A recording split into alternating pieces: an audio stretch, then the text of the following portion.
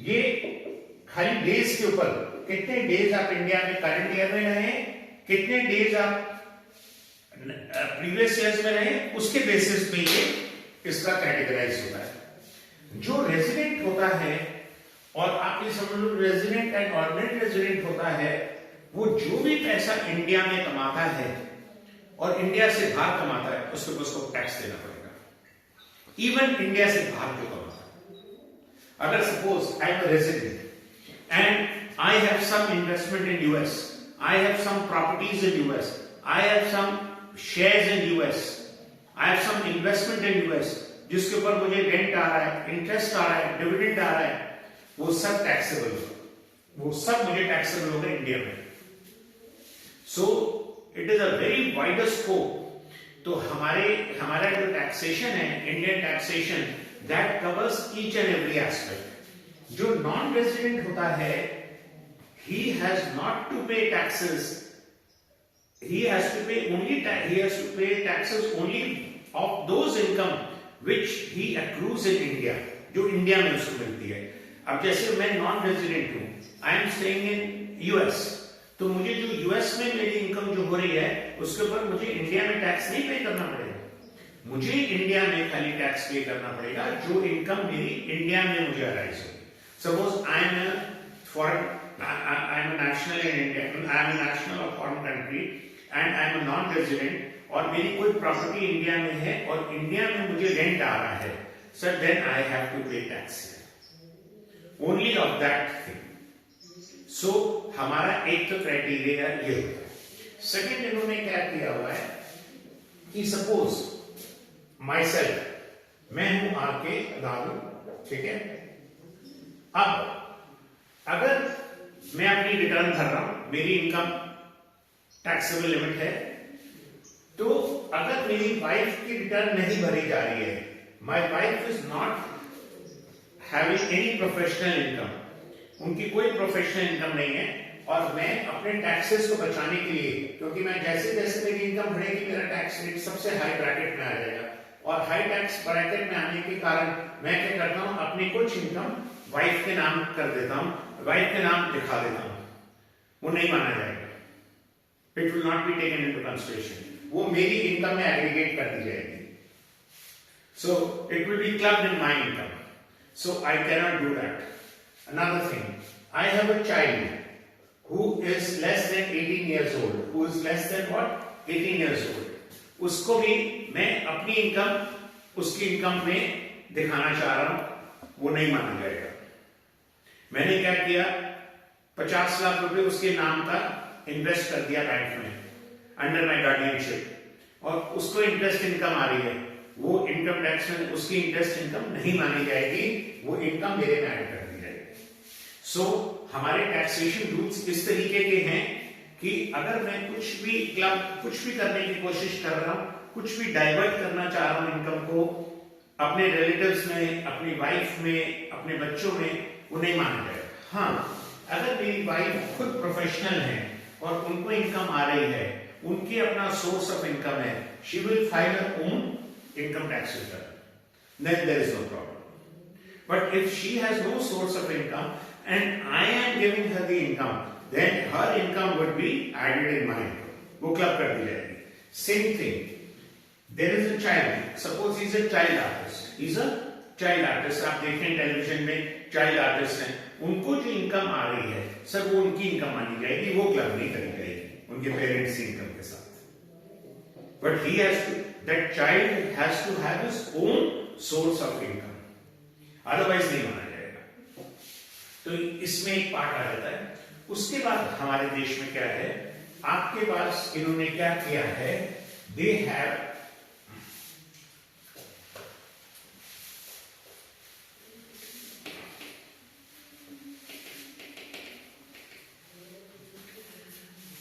मैं इनकम कमाता हूं, ठीक है, I can have income from various aspects. इन्होंने क्या किया हुआ है, सबसे पहले एक ब्रैकेट दे दिया, income from salaries, income from salary.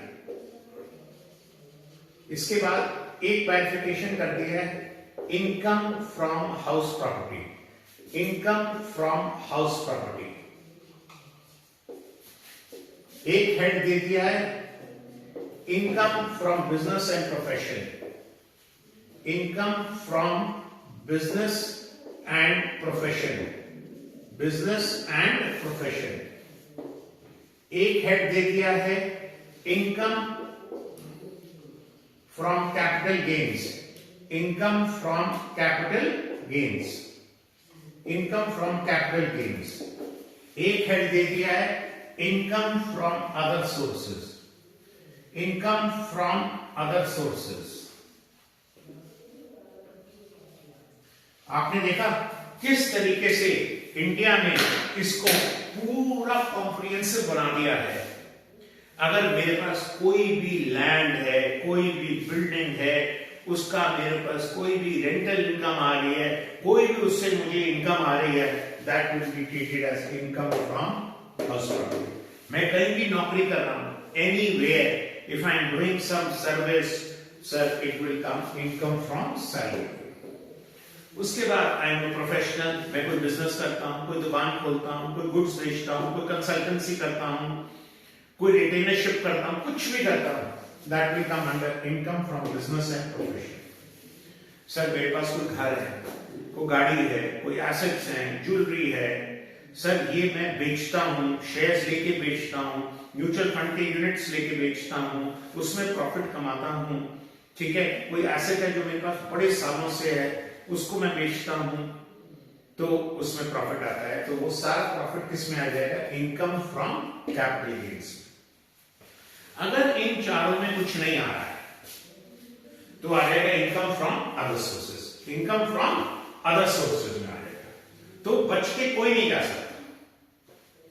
अगर आप कोई भी इनकम इंडिया में कमा रहे हैं एज ए रेजिडेंट, आप बच के जा ही नहीं सकते। आपको इन पांचों हेड्स में कहीं ना कहीं अपनी इनकम शो करनी पड़ेगी। अब mister Pawan, you ask me, you put any income जो आपके दिमाग में आ रही है, स्विच ऑन योर माइक, मेरे से क्वेश्चन पूछो, कोई भी इनकम मैं आपको बता दूंगा कौन से हेड में आएगी। मधु जी आप भी अपना माइक स्विच ऑन करिए, पूछिए मेरे से, कोई भी इनकम आपके जो दिमाग में आ रही है मैं आपको बता दूंगा किस हेड में आ जाएगी। हाँ जी पवन जी बोलिए। मिस्टर पवन, पवन, हाँ बोलो। हाँ जी,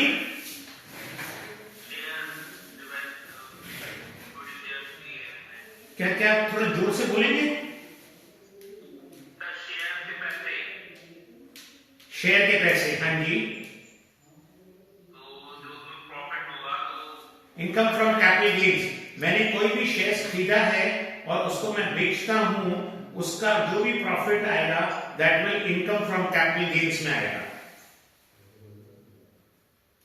इसमें हम दो तरीके में कैपिटल गेन्स को डिवाइड करते हैं, शॉर्ट टर्म कैपिटल गेन्स और long term capital gains.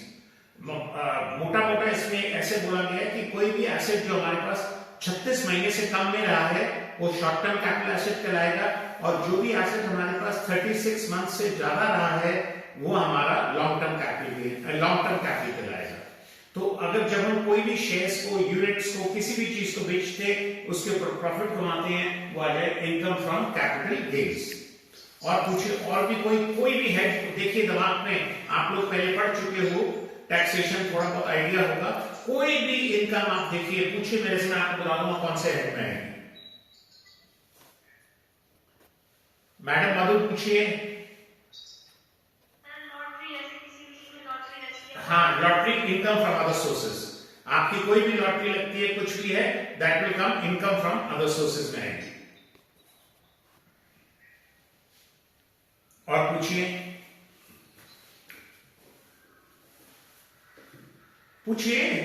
Please apply your mind, ask me anything, I tell you. हाँ जी वंशिका जी, आपने अभी ज्वाइन किया है, मैंने अभी थोड़ा बताया है कि हमारा जो टैक्सेशन सब्जेक्ट है, टैक्सेशन सब्जेक्ट में मैं फटाफट रिकैप दूंगा। टैक्सेशन सब्जेक्ट में हमारे पास दो पार्ट्स में डिवाइडेड है, one is direct tax and one is indirect tax. Direct taxation में आएगा इनकम टैक्स और इनडायरेक्ट टैक्स में आएगा जीएसटी। बोथ 50-50 मार्क्स का पेपर होगा, 100 मार्क्स का टोटल पेपर होगा। और जो इनकम टैक्स का पेपर है उसमें मैंने अभी आपको बताया है कि हमारे पास सबसे पहले बाइफिकेशन करते हैं कि आप रेजिडेंट हो या रेजिडेंट एंड ऑर्डिनरी रेजिडेंट हो या नॉन रेजिडेंट हो, उसके ऊपर आपकी इनकम आपके ऊपर टैक्सेबल होती है। उसके बाद मैंने इनको बताया अभी डिटेल में कि एग्रीगेशन ऑफ इनकम होता है। अगर मैं अपनी कोई भी इनकम अपने रिलेटिव्स में, अपनी वाइफ में, अपने बच्चों को डाइवर्ट करना चाहता हूं अपना टैक्स बचाने के लिए, वो नहीं माना जाएगा। Unless and until they have their own source of income, that income will be treated as income mister आकिदारू and I have to pay tax on it. Then हमारी कंट्री में ये 5 हेड्स हैं जिसमें इनकम डाली जाती है।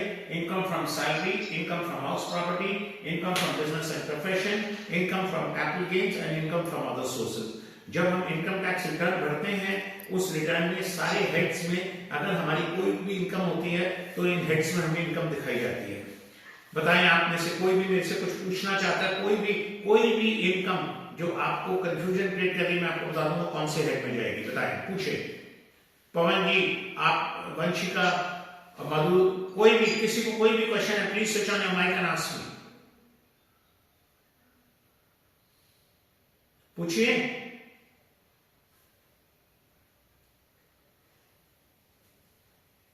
हाँ जी, पूछो आप। सर जैसे कि हम अपना कोई व्हीकल बेचते हैं, हाँ, व्हीकल बेचते हैं, इनकम फ्रॉम कैपिटल गेन्स आपका एसेट है वो। अगर आपने उसको 3 साल से ज्यादा यूज किया हुआ है, आप उसको बेचते हो, उसके ऊपर कोई भी प्रॉफिट होगा, that will be treated as income from capital gains. मतलब कोई चीज नहीं बच सकती, आप जो चीज बेचेंगे वो इन 5 हेड्स में, इन 4 हेड्स में आएगा। इनमें नहीं आएगी तो इनकम फ्रॉम अदर सोर्सेज में आ जाएगी। हमारे देश में इनकम टैक्स सबसे इलैबोरेट है पूरे वर्ल्ड में, कहीं कुछ नहीं, कोई कुछ नहीं छोड़ते हैं। ये 5 हेड्स है। अब क्या होता है, ये 5 हेड्स का मतलब क्या है? इनकम फ्रॉम सैलरी, एक तो हमें टोटल डिडक्शन मिलती है कि अगर आपकी इनकम 2,50,000 से कम है तो आपको कोई टैक्स पे ही नहीं करना है। और जो सीनियर सिटीजन हैं जिनकी इनकम 5 लाख रुपए तक, जो 80 इयर्स से अबव है, जिनकी इनकम, उनकी इनकम अगर 5 लाख से कम है तो उनको कोई टैक्स नहीं भरना पड़ता है। तो ऐसे ऐसे धीरे धीरे हमारी टैक्सेबल लिमिट भी बढ़ाई जाती है। बट क्या है कि जैसे इनकम फ्रॉम सैलरी है, इनकम फ्रॉम सैलरी अगर किसी की आ रही है तो उसके अंदर, उस इनकम फ्रॉम सैलरी के अंदर आपको एक स्टैंडर्ड डिडक्शन भी मिलता है, आपको हाउस रेंट का कंसेशन भी मिलता है, आपको एंटरटेनमेंट अलाउंस का भी मिलता है। वो सारे हेड्स इनकम फ्रॉम सैलरी में आएंगे। जो अगर आपकी इनकम फ्रॉम सैलरी होगी तो आपको डिडक्शंस मिलेंगे, नहीं तो नहीं मिलेंगे। इसी तरीके से income from house property, income from house property है आपकी, याद रखिएगा, इसमें भी हमने बैरिफिकेट किया हुआ है हमारी टैक्सेशन अथॉरिटीज ने। जो इनकम फ्रॉम रेंटल प्रॉपर्टी है उसके ऊपर टैक्स लगता है। जो income from self occupied property है, सेल्फ ऑक्यूपाइड प्रॉपर्टी, अगर आपके पास 2 प्रॉपर्टीज हैं तो एक प्रॉपर्टी जो आप अपने सेल्फ ऑक्यूपाइड करते हैं उसके ऊपर कोई इनकम नहीं मानी जाएगी। बट जो सेकंड आपकी सेल्फ ऑक्यूपाइड इनकम है उसके ऊपर नोशनल रेंट के हिसाब से वो भी आपका इनकम फ्रॉम हाउस प्रॉपर्टी माना जाएगा। अब इसमें क्या होता है, जब आपको रेंटल इनकम आती है तो अगर सपोज मेरा कोई घर है और वो 1 लाख रुपए महीने पे किराए पे लगा हुआ है, तो 12 महीने में मुझे 12 लाख रुपए किराया है, तो मुझे 12 लाख के ऊपर टैक्स नहीं देना होगा। उसके ऊपर मुझे कुछ डिडक्शंस मिलेंगे, लाइक 30% स्टैंडर्ड डिडक्शन मिल जाएगा, क्योंकि मुझे उस प्रॉपर्टी को मेंटेन भी करना है, पॉलिश भी कराना है, रिपेयर भी करानी है, सब कुछ कराना है, तो मुझे उसके हिसाब से एक स्टैंडर्ड डिडक्शन मिलता है। उसके बाद properties rental income from house property में एक ही मेजर डिडक्शन मिलता है। बट अगर सपोज मेरी इनकम फ्रॉम हाउस प्रॉपर्टी नहीं है तो मुझे वो डिडक्शन नहीं मिलेगा। फिर हम आगे income from business and profession. Income from business and profession है, उसमें बहुत सारे डिडक्शंस हैं। एक्सपोर्ट के डिडक्शंस हैं, इंपोर्ट के डिडक्शंस हैं, आपके डिप्रिसिएशन अलाउंस के डिडक्शन है, इन्वेस्टमेंट अलाउंस है, बहुत सारे डिडक्शंस हैं जो आपको income from business and profession में मिलते हैं। अगर आपकी income from business and property का, income from business and profession से कोई इनकम नहीं है तो उस हेड के नीचे जो डिडक्शंस होते हैं वो आपको नहीं मिलेंगे। उसके बाद आपके पास है income from capital gains. Income from capital gains में तो इन्होंने बहुत सारी छूट दे रखी है कि अगर आपने कोई एसेट बेचा है और अगर आपके ऊपर प्रॉफिट हो रहा है, अगर आप उस प्रॉफिट को, उस पैसे को रीइन्वेस्ट कर देते हो एक और एसेट में, ड्यूरिंग टाइम पीरियड दे रखा है, उस टाइम पीरियड में अगर आप उसको लगा दोगे उस पैसे को तो आपको टैक्स नहीं पड़ेगा। उसके बाद कुछ हमारे पास कैपिटल बॉन्ड्स हैं, कुछ हमारे पास इंफ्रास्ट्रक्चर बॉन्ड्स है, अगर आप उनमें पैसा लगा देते हो तो भी आपका टैक्स माफ कर दिया जाएगा। तो इनकम फ्रॉम हाउस प्रॉपर्टी में भी उन्होंने बहुत सारे डिडक्शंस दिए हुए हैं अंडर सेक्शन 54। अगर आपने वो पैसा कहीं लगा दिया है जो उन्होंने क्राइटेरिया दे रखा है, उसके अंडर अगर आपने उस क्राइटेरिया में पैसा लगा दिया है तो आपको डिडक्शंस मिल जाएंगे। इसी तरीके से इनकम फ्रॉम अदर सोर्सेज में भी है कि आपको डिडक्शंस मिलते हैं। उस इनकम को कमाने के लिए कोई खर्चा हुआ, जैसे आपकी डिविडेंड इनकम आ रही है, dividend income will be income from other sources, तो उसमें अगर आपका कोई एक्सपेंडिचर हुआ है उस इनकम को लाने में, डिराइव करने में, तो सब उसका डिडक्शन मिलता है। तो इसी तरीके से इन्होंने पांचों हेड्स के अंडर सब डिडक्शंस दिए हुए। जब ये सारे आप हेड्स के डिडक्शंस कर देते हो, उसके बाद आपके पास टोटल टैक्सेबल इनकम आ जाती है। क्या आ जाती है? टोटल। उसके बाद आपके पास डिडक्शंस हैं जो आपने सुने हैं सेक्शन 80C से लेके सेक्शन 80V तक, बहुत सारे डिडक्शन। इतने सारे डिडक्शन जो पर्टेन करते हैं कि अगर आप उसमें फॉल करते हो तो आपको डिडक्शंस ले सकते हैं। मैं यहाँ पे थोड़ा सा आपको इंटरप्ट करूंगा।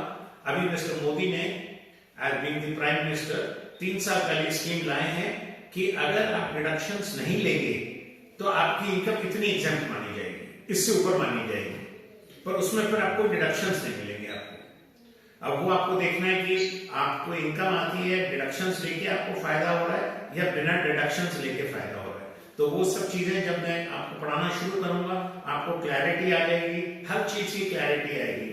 आने वाले टाइम में this is what I am trying to tell you is that if Modi comes into power in 2024 and things get stabilized, तो हमारा टैक्सेशन और भी ज्यादा सिंपलर हो जाएगा, बहुत सारे डिडक्शंस खत्म कर दिए जाएंगे और आपकी टैक्सेबल लिमिट बढ़ाई दी जाएगी। उससे क्या होगा कि लोग इतने कॉम्प्लेक्स है, अभी इंडिया का टैक्सेशन सिस्टम इतना कॉम्प्लेक्स है, जबकि अब तो बड़ा रैशनल किया गया है। आप ये समझ लो 25% चीजें रैशनल कर दी गई हैं, समझा दी गई हैं, बट अभी भी 75% चीजें कॉम्प्लेक्स है, बहुत ज्यादा कॉम्प्लेक्स है। इसीलिए ये खाली टैक्सेशन खाली चार्टर्ड अकाउंटेंट को ही समझ आता है और किसी आदमी को समझ ही नहीं आ पाता। अगर आप किसी से टैक्सेशन डिस्कस करेंगे इंडिया का तो वो हाथ जोड़ देगा, कहेगा सॉरी, वो कहेगा मुझे नहीं समझ आता। आज के जितने भी बिजनेसमैन हैं, चाहे वो स्मॉल ट्रेडर्स हैं चाहे बिग ट्रेडर्स हैं, वो सब अपनी रिटर्न्स चार्टर्ड अकाउंटेंट से थ्रू करवाते हैं। और अब तो ऑनलाइन रिटर्न्स हो गई हैं, आपको इनकम टैक्स अथॉरिटीज में जाना नहीं होता है, आपकी असेसमेंट हो जाती है, आपकी रिफंड आ जाता है, बहुत सारी चीजें इजी कर दी गई हैं, रैशनलाइज कर दी गई हैं। बट आने वाले टाइम में भी बहुत सारी चीजें रैशनलाइज हो जाएंगी। जब आप इनकम टैक्स पढ़ेंगे डिटेल में तो आप खुद सोचेंगे कि बहुत सारी चीजें हैं जो इररिलेवेंट हो गई हैं। With the coming of time there are so many things which have become irrelevant. 300, 200 रुपए का डिडक्शन मिल रहा है, 500 रुपए का डिडक्शन मिल रहा है, कौन वो डिडक्शन में जाएगा? So when we will be doing all these chapters in detail, these heads, then you will come to know about the deduction. You yourself will ask me, sir, these deductions have become irrelevant with the passage of time. I will say yes. What to do? The time will come when all these deductions will be taken off. So हमारे पास ये पांचों heads की income निकालने के बाद हमारी वो taxable income आ जाती है।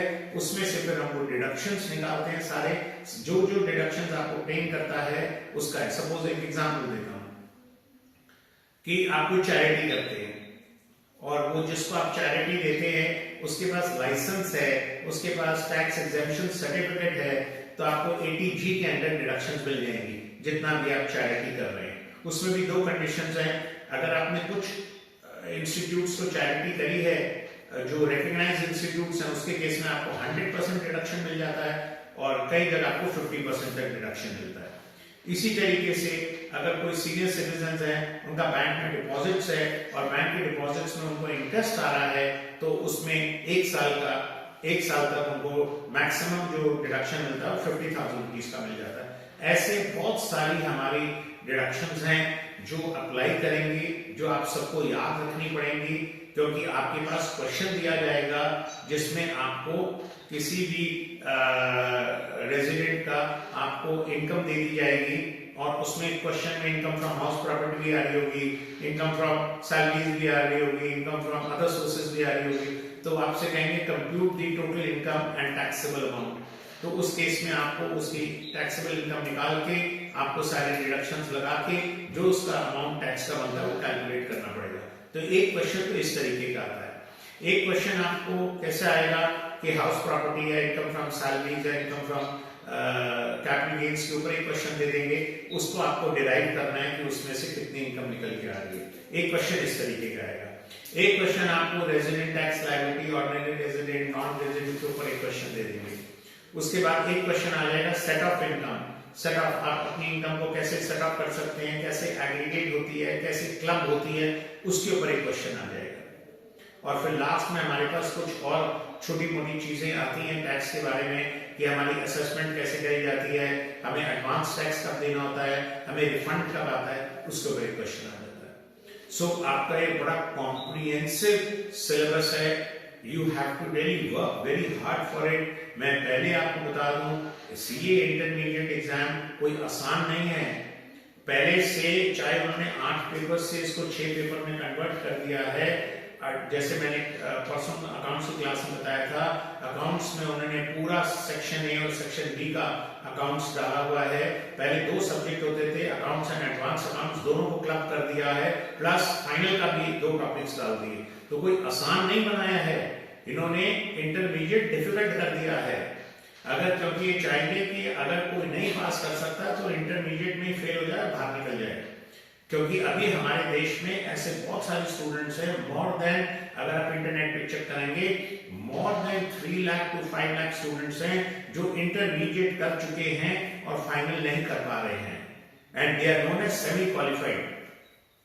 तो institute has become very very particular कि अगर हमें किसी स्टूडेंट को रोकना है तो उसको इंटरमीडिएट लेवल पे ही रोक दिया जाएगा। अगर वो इंटरमीडिएट लेवल नहीं कर पा रहा है तो कोई फायदा नहीं है। इसलिए 6 पेपर दिए हैं, 3 पेपर हर ग्रुप में है। तो आपके फर्स्ट ग्रुप में जो 3 पेपर हैं वो एडवांस अकाउंटेंसी कह लो, लॉस और टैक्सेशन है। और सेकंड ग्रुप में जो आपके पेपर्स हैं वो कॉस्ट अकाउंटिंग है और आपका ऑडिटिंग है, और थर्ड पेपर आपका financial management and strategic management है। तो हम तो अभी ग्रुप 1 की बात कर रहे हैं, और ग्रुप 1 में आज जो मैं बात कर रहा हूं वो टैक्सेशन की बात कर रहा हूं। तो ये तो आपके पास हो गया डायरेक्ट टैक्सेशन। डायरेक्ट मतलब ये इनकम के ऊपर टैक्स आपने पे करना है और कोई नहीं पे करेगा। डायरेक्ट टैक्सेशन का मतलब होता है the incidence of tax will be on the person who receives income, it can not be transferred to anybody else. मेरी इनकम के ऊपर जो टैक्स है वो और कोई पे नहीं करेगा। अगर कभी कभी आप क्या सोचते हैं कि जो आदमी नौकरी करता है उसका एम्प्लॉयर उसकी सैलरी में से पैसे काट के जमा कर देता है, यस, वो उसके बिहाफ पे कर रहा है, उसको हम टीडीएस कहते हैं, टैक्स डिडक्टेड एट सोर्स। वो आपकी इनकम में से जमा कर रहा है, वो नहीं कर रहा है, वो खाली जमा कर रहा है। उसका वो सर्टिफिकेट दे देगा कितना उसने आपकी इनकम से पैसा काटा है। जब आप अपनी रिटर्न भरेंगे उसमें आप you will show it in your return that this is the amount of tax which has been deducted, and suppose I have to pay 6 lakh rupees of tax and my tax deducted at source is 4 lakhs, then I have to pay only 2 lakhs rupees.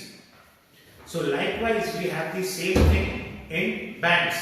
I have money deposited into banks, I have interest income, bank will deduct TDS and will deposit in the treasury, in the government treasury on my behalf, and I will get a certificate. तो मेरा tax कोई और पे नहीं करेगा, मेरा tax मुझे पे करना पड़ेगा। Nobody else can pay my tax. I have to pay my tax on my own. So you have to be very very clear about it. इसको एस्केप, आप कहोगे बड़े बड़े बिजनेसमैन तो टैक्स नहीं पे करते, चोरी करते हैं। अब देखो, I don't want to go into all those things. हमने अब वो चोरी करते हैं, नहीं दिखाते हैं, वो सब कैश में खेलते हैं। इसीलिए अगर आपने देखा है डिमोनेटाइजेशन करा था मिस्टर मोदी ने, उसके बाद अभी भी 2000 रुपीस के नोट्स को भी डिमोनेटाइज कर दिया है, इसीलिए कर दिया है। But now things are not becoming so easy, because आजकल हर ट्रांजैक्शन लोकेट करी जा रही है, पेटीएम से पेमेंट्स हो रही हैं, बैंक्स के थ्रू पेमेंट्स हो रही हैं, तो सारी चीजें वॉच करी जा रही हैं। सबके पास परमानेंट अकाउंट नंबर है, सबका परमानेंट अकाउंट नंबर उसके उनके आधार कार्ड के साथ भी लिंक्ड है, इनकम टैक्स रिटर्न के साथ लिंक्ड है। आप कोई भी प्रॉपर्टी खरीदते हैं, without Aadhaar card you can not buy, without permanent account number, without your PAN you can not buy anything. तो हर चीजें अब कवर कर दी गई हैं, इसलिए now it will become very very difficult for anyone to avoid taxes. It is becoming very very difficult. अब कोई टैक्सेस एवेड कर रहा है तो वो फ्रॉड कर रहा है और वो पकड़ा जाएगा तो सीधा घंटीबाज होगा, कुछ नहीं होगा. एंड अगर किसी चार्टर्ड अकाउंटेंट ने उसको हेल्प किया उसको टैक्सेस एवेड करने के लिए, तो नया लॉ आ गया that chartered accountant will also be taken into account. He will be also sent to jail. तो अब it is not so easy because everything has been linked with our PAN. हमारे पैन के साथ link कर दिया गया, हमारे आधार card के साथ लिंक कर दिया गया. सो अगर आपको ये हेड समझ आ रहे हैं, अगर आपको यहाँ कोई भी प्रॉब्लम है, मैंने आपको पूरा जिस्ट बता दिया है टैक्सेशन का. जब हम इसको डिटेल में करेंगे तो एक एक चीज को हम डिटेल में पढ़ेंगे जिससे you are prepared in that way. अब अगर कोई क्वेश्चन है तो पूछे, नहीं तो फिर हम आपको जीएसटी समझाऊंगा सेकंड पार्ट. हाँ जी, any one of you want to ask me any questions? Mister Pavan, madam Madhu, madam Vanshika, mister Lalit, any one of you want to ask me any questions? Please switch on your mic. अपना mic ऑन कर दीजिए और पूछिए मेरे से please. Anything which is not clear to any one of you, पूछिए please. Switch on your mic. कुछ पूछना है आपको? तो मैंने आपको इनकम टैक्स का पूरा जिस्ट दे दिया है. अब मैं आपके पास सेकंड. हाँ जी, yes, anybody? Okay, now I will come down to indirect taxation. Indirect taxation में भी आप जीएसटी, हमारे पास अब जीएसटी आएगा, that is goods and service tax.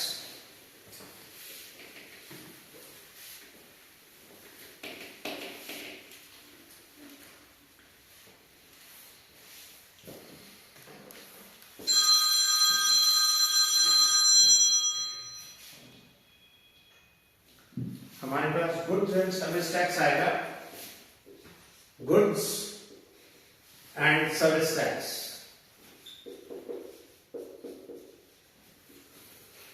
GST. This is a very good tax. ये इनडायरेक्ट टैक्स है. ये आपकी जितने भी कमोडिटीज हैं मार्केट में या सर्विसेज हैं, सबके ऊपर लगता है, सबके ऊपर लगता है.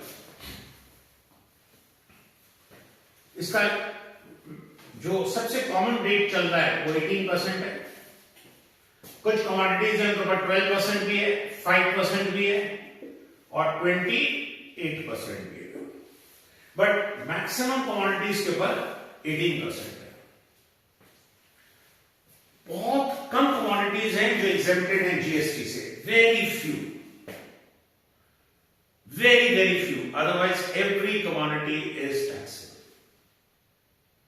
Every commodity is taxable. Every service is taxable. Chartered accountant आपको सर्विस दे रहा है, मैं आपको पढ़ा रहा हूं, इन सब चीजों के ऊपर टैक्स है. हाँ, इसमें इन्होंने एक एग्जम्पशन दे रखी है. जो भी ट्रेडर है या जो भी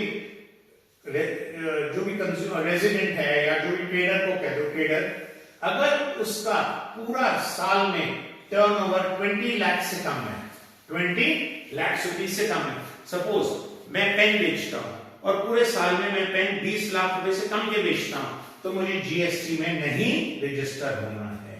then I have not to get registered under GST. I don't have to pay any amount of GST. I don't have to pay any amount of GST. GST मेरे ऊपर लागू नहीं होगा. बट 20 लाख से ऊपर जैसे ही आपका टर्नओवर इंक्रीज हो जाएगा, जीएसटी आपके ऊपर लागू होगा.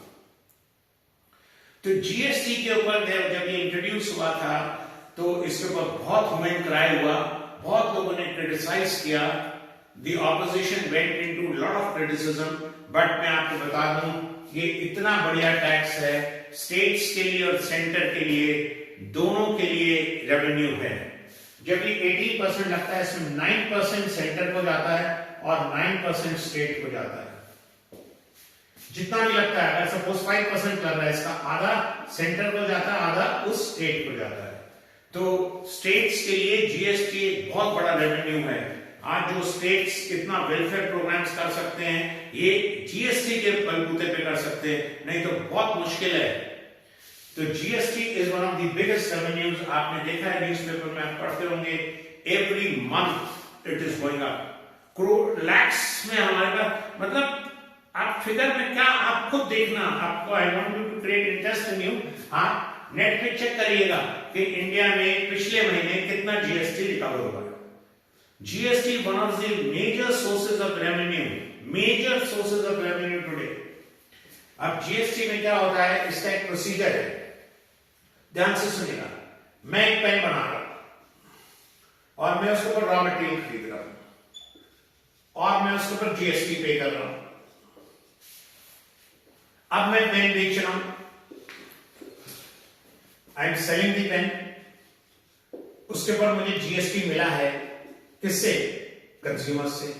मुझे जीएसटी मिला, किससे मिला? कंज्यूमर्स, कंज्यूमर्स ने मुझे जीएसटी दिया। यहां पे जब मैंने पेन के रॉ मटेरियल खरीदा, जिससे मैंने खरीदा, जिस भी मैन्युफैक्चरर से खरीदा, उसको जीएसटी पे किया है। तो अगर सपोज ये जीएसटी मेरे पास है 6 लाख रुपए का, ठीक है, और मेरे पास आया 5 लाख रुपए का, सर ये मेरा पूरा 5 लाख रुपए सेट ऑफ हो जाएगा, पूरा 5 लाख रुपए सेट ऑफ हो जाएगा। और अगर ये मेरे पास ज्यादा आ जाता है, सपोज ये मेरे पास कंज्यूमर से ये मेरे पास ज्यादा आ जाता है 7 लाख, तो मेरा 6 लाख सेट ऑफ हो गया, मुझे खाली 1 लाख रुपए जमा करना पड़ेगा। That is income, that is known as input tax credit, ITC, जिसको हम कहते हैं ITC, input tax credit, input tax credit. बहुत ही अच्छा टैक्स है, बहुत लोग इसको अच्छी तरीके से अप्लाई कर रहे हैं, इसके प्रोग्राम्स भी बन रहे हैं, मतलब it is very beneficial for the traders, क्योंकि आपको बहुत सारे टैक्सेस आपके एग्जेम्प्ट हो जाते हैं। तो हर आदमी यही चाहेगा कि मैं जीएसटी पे करूं और जीएसटी मुझे मिले। अब मैं आपको एक बात बताता हूं, अगर आप किसी दुकान पे जाते हो, आप उससे कहते हैं मुझे रेफ्रिजरेटर खरीदना है, रेफ्रिजरेटर प्राइस इज 80,000 रुपीज, वो कहता है प्लस जीएसटी, ठीक है, प्लस जीएसटी। आप कहते हो मैं जीएसटी पे नहीं करूंगा, he can not sell you the good. और अगर आप जीएसटी पे नहीं कर रहे हैं, मैं बता रहा हूं सर, वो अगर बाई चांस प्रेशर में आपको 80,000 का बिल देता है, तो वो आपको बिल तो दे नहीं पाएगा। जब वो आपको बिल नहीं देगा, आपकी कोई वारंटी नहीं होगी। और प्लस अगर कोई ये कमोडिटी खराब हो गई, तो there is no warranty for you, you are in risk, he might give you a second hand good. So it is always better to pay GST and buy the good. अगर आप बिना GST पे करने बेच रहे हो, suppose कई बार कोई दुकान पे जाते हैं आप, वो कहता है टीवी की प्राइस लगा रखी है उसने, टीवी की प्राइस 60,000 रुपीज, ठीक है, प्लस टैक्सेस, छोटा सा लिखा हुआ है प्लस टैक्सेस। सर वो कहते हैं जीएसटी है, कहते हैं नहीं सर हम तो आपको 60,000 में दे देंगे। वो बात बोल कर दिया, आपने कहा जीएसटी लगेगा इसमें, वो कहते हैं सर हम आपको 60,000 में दे देंगे। सर वो 60,000 जीएसटी इंक्लूडेड है। कई दुकानदार अब ऐसे करने लग गए हैं, वो जीएसटी इंक्लूड करके प्राइस लिख देते हैं और नीचे लिख देंगे टैक्सेस वेयरएवर एप्लीकेबल। आप बोलते वैसे तो इसके ऊपर जीएसटी लोगे, आप बोले सर हम तो आपको 60,000 में दे देंगे। वो ये नहीं बोलेगा जीएसटी में लेंगे, वो कहना हम आपको 60,000 में दे देंगे, आप टेंशन मत करो। आप सोचोगे मुझे जीएसटी में लगना, जब वो आपका बिल बनाएगा, आपको बिल को दे देगा 60,000 का, बट सर वो जब एक और बिल बनाएगा फिर अंदर, जिसमें वो जीएसटी दिखाएगा, उसके अंदर 60,000 में से जीएसटी कितना है, नहीं तो पकड़ा जाएगा वो। He will have a problem. अच्छा वो आपको बिना जीएसटी के क्यों बेचेगा, मुझे बात बताइए। जब उसने आगे से माल खरीदा, उसने जीएसटी पे किया, तो उसको उसका क्रेडिट नहीं मिलेगा। जब उसको उसका क्रेडिट नहीं मिलेगा, तो क्यों बेचेगा आपको? He is not going to sell you. वो आपसे जीएसटी लेगा, तभी तो उसको सेट ऑफ को मिलेगा। तो डोंट बी गल्लिबल। जब आप ये सारी चीजें पढ़ लोगे, तब आप बुद्धू नहीं बन पाओगे। किसी भी दुकान पे जाओगे, कुछ भी काम करोगे, आपको कोई बुद्धू नहीं बना सकता। अब मैं कोई चीज खरीदने जा रहा हूं, है वो मेरे से कहे कि सर जीएसटी नहीं है इसमें, है तो मैं कहूंगा चोरी का है, इसका माल चोरी है, चोरी का माल है आपकी दुकान पे। सर क्या बोल रहे हो? मैंने बताऊं जीएसटी नहीं है तो, अरे सर जीएसटी तो होगा ही, वो तो हम वैसे ही कह रहे हैं आपसे। बिना जीएसटी के कैसे बेच सकता है वो? बिकॉज उसने खुद जीएसटी दे, अगर उसने चोरी का माल खरीदा तब उसने जीएसटी नहीं दिया। उसने अगर कोई माल खरीदा है तो वो जीएसटी दे के आया है तो आपसे जीएसटी लेगा सर, नहीं तो उसको तो लॉस हो जाएगा। तो ये जो सिस्टम बनाया गया है जीएसटी का, वो बहुत अच्छा सिस्टम बनाया गया है। एंड मेनी चार्टर्ड अकाउंटेंट्स में आपको बता रहा हूं जीएसटी के बलबूते पे अपनी प्रैक्टिस कर रहे हैं आजकल, जिन्होंने इसकी मास्टरी कर ली है, because it is a new thing. आप लोग तो पढ़ के आ रहे हो, लिसन टू मी केयरफुली। जो चार्टर्ड अकाउंटेंट्स लास्ट 4-5 इयर्स में बने, उन्होंने तो जीएसटी पढ़ लिया है, पर मेरे जैसों ने जीएसटी नहीं पढ़ा था, हमारे सिलेबस में जीएसटी नहीं था। तो मुझे भी तो बैठ के जीएसटी पढ़ना पड़ा। जब जीएसटी नया लॉ आया तो मैंने बैठ के पढ़ा और मैंने ध्यान से देखा, उसको फॉलो किया, तभी तो मैं आपको गाइड कर सकता हूं, तभी तो मैं अपने क्लाइंट्स को गाइड कर सकता हूं। मैं तो गाइड कैसे करूंगा? It is a new law. Taxation वगैरह तो सब पढ़ा हुआ हमने, उसमें तो क्या होता है, थोड़ी अमेंडमेंट्स आ गई, थोड़ी अमेंडमेंट्स कम हो गई, थोड़ी अमेंडमेंट्स आ गई, बस वो तो सेम चल रहा है। बट ये तो नया सब्जेक्ट है, ये तो नया लॉ है। सेल्स टैक्स और इसमें तो जमीन आसमान का फर्क है। जब मैंने सीए करी थी उस समय सेल्स टैक्स हुआ करता था, सेल्स टैक्स खत्म हो गया, उसके बाद सर्विस टैक्स आया।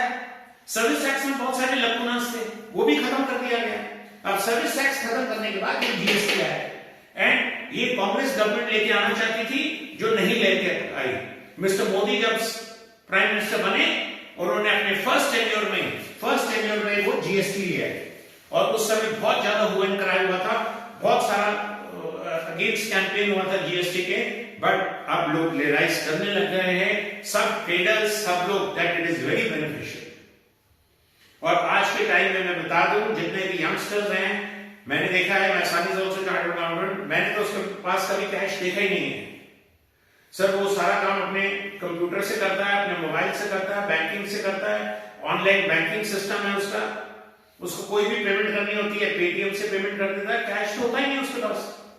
सर वो कहते हैं हमारे पास, हमें रखनी नहीं है, we don't have to keep unaccounted money, हमें ब्लैक मनी रखना ही नहीं है, हमने सारा व्हाइट मनी करना है, हमने सारा अकाउंटेड मनी से काम करना है। तो आजकल जो नई जनरेशन आ रही है, they don't want to get into any hanky panky, they want everything to be clear. They want, okay, we earn this much money, this is the amount of taxes we have to pay, we have to have peace of mind. Now everyone wants to have peace of mind. कोई बहुत पुराने लोग होंगे जो different school of thought को belong करते हैं, जो अपने घर के अंदर सुरंग के नीचे नोट दबा के बैठे हैं, सब डिमोनेटाइज हो जाते हैं। अब जिनके पास 2020 के नोट्स थे, डिमोनेटाइजेशन तो आज 2016 में आया था। जब डिमोनेटाइजेशन आया, उसके बाद जो डिमोनेटाइजेशन के बाद अब उन्होंने 2000 रुपए का नोट डिमोनेटाइज किया। तो जिन लोगों के पास 2000 रुपए के कितने नोट होंगे, कोई मर गए, कहां से बैंक में जमा कराएंगे? और अब तो डिजिटल करेंसी आ जाएगी। जब डिजिटल करेंसी आ जाएगी तो किसी के पास करेंसी होगी नहीं जेब में, सब अकाउंट फॉरवर्ड होगा, सब कुछ अकाउंट फॉरवर्ड होगा। तो इसलिए उस स्कूल ऑफ थॉट में चाहिए कि अब लोग टैक्स अवॉइड कर पाएंगे। लोगों को इनकम टैक्स भी पे करना पड़ेगा और जीएसटी भी पे करना पड़ेगा। You have to pay these taxes. The reason being, you are living in India, you are enjoying all the facilities provided by government of India, you have all the law and security, you have the defense for you, you have the roads for you, you have the communication for you, you have education for you, all these facilities. I don't want to get into that debate whether they are provided in a best possible manner or they are not provided. What I am trying to say is that as a citizen of India, we have to pay taxes. And if we don't pay taxes, then it will be a problem. अब chartered accountancy profession में भी ये कहा जाता है कि आज chartered accountants profession में जब आप सर्विस ये जीएसटी पढ़ेंगे और टैक्सेशन पढ़ेंगे, उसमें बताया जाता है कि chartered accountants have to guide their clients so they pay proper taxes. So I am ending up here. I just want to say this again कि taxation is a very interesting subject, but at the same time you have to put a lot of hard work. You have to understand all the provisions, all the sections, all the deductions, then only you will be able to solve the questions. Otherwise, you won't be able to solve the question. If you don't remember the deductions, you won't be able to do the questions. Because every question will have some deductions or the other. Whether it is taxation part, whether it is the indirect taxation, that is the GST.